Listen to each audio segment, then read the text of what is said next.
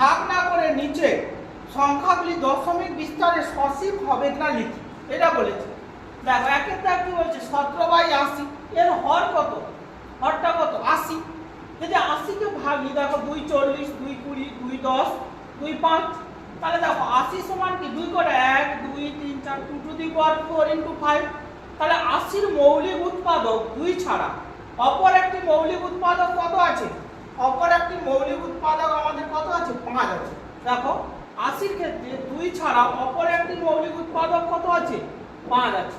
তাই 17/80 কে দশমিকে প্রকাশ করলে একটি সসীম দশমিক সংখ্যা পাবো না। সসীম দশমিক সংখ্যা পাবো না, কারণ একটা আলাদা মৌলিক উৎপাদক আছে, সেটা কত? 5। তাহলে সসীম দশমিক সংখ্যা পাবো না। কি পাবো? আবৃত দশমিক সংখ্যা পাবো। আবৃত দশমিক সংখ্যা পাবো। এদিকে 1.3 একের দাগে 4, 16/125 এর হর কত? 125। তাহলে 125 সমান কত? 5 × 5 × 5 মানে কত? 5 এর কিউব। তাহলে 125 এর 5 ছাড়া কোনো মৌলিক উৎপাদক নেই। দেখো 5 ছাড়া কি আর কোনো মৌলিক উৎপাদক আছে? নেই। তাই 16/125 কে দশমিকে প্রকাশ করলে একটি সসীম, কি সসীম দশমিক সংখ্যা পাবো। কি পাবো? প্রথমে আছে আমাদের 0.3 পৌনঃপুনিক। তাহলে এটাকে আমরা যদি মূলত সংখ্যার আকারে প্রকাশ করি তাহলে কত হবে? 3 একটাই পৌনঃপুনিক আছে, 3/9 সমান কত? 3 একে 3 আর 3 3 9। তাহলে মূলত সংখ্যা কত হবে? 1/3। দেখো এই ক্ষেত্রে আমাদের কি হবে? দেখো এই ক্ষেত্রে আমাদের লিখব কি 54 বিযুক্ত, দেখো একটা পৌনঃপুনিক নেই 5, ভাই দেখো দশমিকের পর দুটো, একটাই পৌনঃপুনিক আছে আর একটাই নেই। তাহলে একটাই পৌনঃপুনিক আছে একটা, আর একটাই পৌনঃপুনিক নেই, তার জন্য একটা হবে 0। তাহলে 54 থেকে 5 বাদ দিলে, 14 থেকে 5 বাদ দিলে কত? 9 আর 4 49/90 কত হবে? 49/90। 14 দেখো 314, দেখো একটাই পৌনঃপুনিক নেই বিযুক্ত 3, বাই দশমিকের পর দুটোই পৌনঃপুনিক আছে 9। দেখো 314 থেকে 3 বাদ দিলে কত হবে? 311 311/9 311/5। দেখো এটাও একই রকম 4 7, একটাই পৌনঃপুনিক নেই বিযুক্ত 4 বাই কত হবে? একটাই পৌনঃপুনিক আছে 9, দশমিকের পর কি হচ্ছে? দশমিকের পর একটাই পৌনঃপুনিক নেই, তাহলে একটা 0। তাহলে 47 থেকে 4 বাদ দিলে কত? 3 আর কত?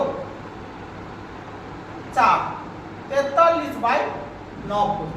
এবার এই ক্ষেত্রে দেখো 9এরটার ক্ষেত্রে দেখো আমাদের 0 মানে আমাদের কত হবে? 1। দেখো এইটা আর এই মাঝেরটাই নেই মানে এরকম দেওয়া মানে একটু সবগুলোই পৌনঃপুনিক যাবে, সবগুলোই পৌনঃপুনিক যাবে। তাহলে কত হবে? 1/, কটা? 1 2 3, তাহলে 1/999। দেখো মাঝে যদি আরো সংখ্যা থাকে, যদি প্রথম এবং শেষটায় পৌনঃপুনিক থাকে, মাঝে যতগুলো সংখ্যা থাকবে তার সবগুলোতে পৌনঃপুনিক বোঝাবে। একই রকম এটা, তাহলে কত? 163 বাই দেখো 1 2 3 তিনটা 9 হলো। এ হলো আমাদের 3-এর দাগ। বাকিগুলো তোমরা বাড়িতে একটু করবে। দেখো 5 এবং 6-এর দাগ খুব ইম্পর্টেন্ট একটা অঙ্ক পড়ে।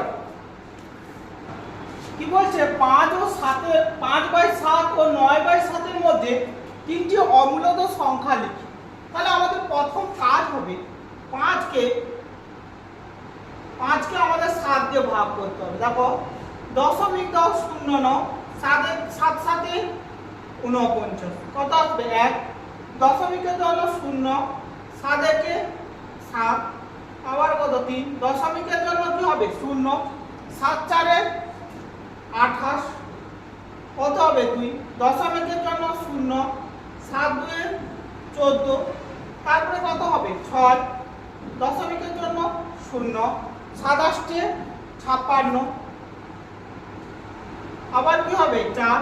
দশমিকের জন্য কি হবে? 0, তাহলে 7 5 35, দেখো কত আসবে? 5। দশমিকের জন্য 0, 7 7 49, দেখো 1। তাহলে দেখো এই 7 প্রথমে এসেছিল, আবার 7 ফিরে এসেছে। হ্যাঁ, তাহলে আমাদের আমাদের এইভাবে তো চলতে থাকবে, এইভাবে চলতে থাকবে। তাহলে দেখো 5/7 একে যদি আমরা এ করি তাহলে ভাগ করে আমরা কত পাবো? 0.71428 ডট ডট ডট। অবশ্যই মনে করে ডট ডটটা দেবে, নাহলে ভুলে যাবে। তারপর এরপর আমরা কত ভাগ করব? 9। আমরা 9 কে 7 দিয়ে ভাগ করব। দেখো 7 একে 7, 2 দশমিকের জন্য কি নেব? 0। 7 2 14, কত আসবে? 6। দশমিকের জন্য 0, 7 আসছে 56, কত? 4। দশমিকের জন্য 0, 7 5 35, কত হবে? 5। দশমিকের জন্য 0, 7 7 49, 1। দশমিকের জন্য 7 1 7, দশমিকের জন্য কত হবে? 3। দশমিকের জন্য 0, দেখো 7 4 28, কত হবে? 2। দশমিকের জন্য 0, 7 2 14। দেখো এই যে ফিরে আসছে, তাহলে ডট ডট হয়ে গেল। তাহলে আমরা তাহলে কত পেলাম?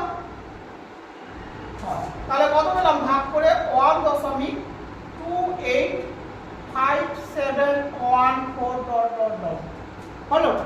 তাহলে এর মধ্যে আমাদের কয়টি মূলদ সংখ্যা বলছে? 3টি মূলদ সংখ্যা বলছে। তাহলে দেখো আমাকে লক্ষ্য করতে হবে দুটো সংখ্যা, দেখো 71 আর এটা 1.28। তাহলে 71 এবং 1 ও 1.28 এর মধ্যে আমরা যে কোনো 3টি মূলদ সংখ্যা লিখব। তাহলে একটি হয়ে গেল অমূলদ সংখ্যা,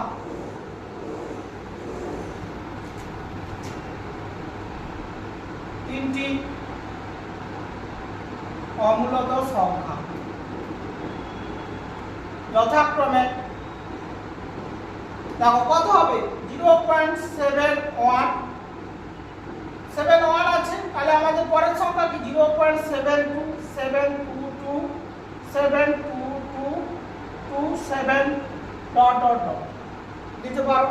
তারপরে আমাদের কত? 0.85। দেখো এটার মধ্যে এটা আছে 85 855 85558 ডট ডট ডট। উদাহরণ বা 8572 দিয়ে ডট দিতে পারো, 85 ডট। 3টে ডট দেবে অবশ্যই। তারপরে আমাদের কত? ধরো আমাদের 1.28 এর মধ্যে আছে কত? 0.9559595 ডট ডট। তাহলে এই হলো আমাদের 3টে অমূলদ সংখ্যা। ভালো করে করবে। একইভাবে তোমরা 6 এর দাগটা করো। একইভাবে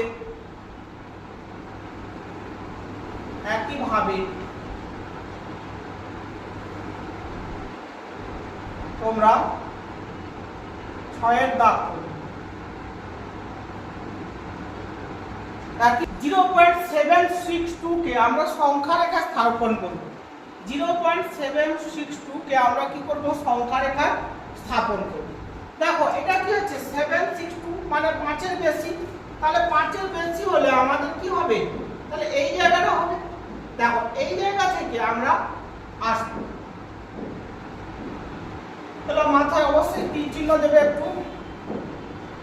দেখো এটা কত? মনে করে তীর চিহ্নটা দেবে।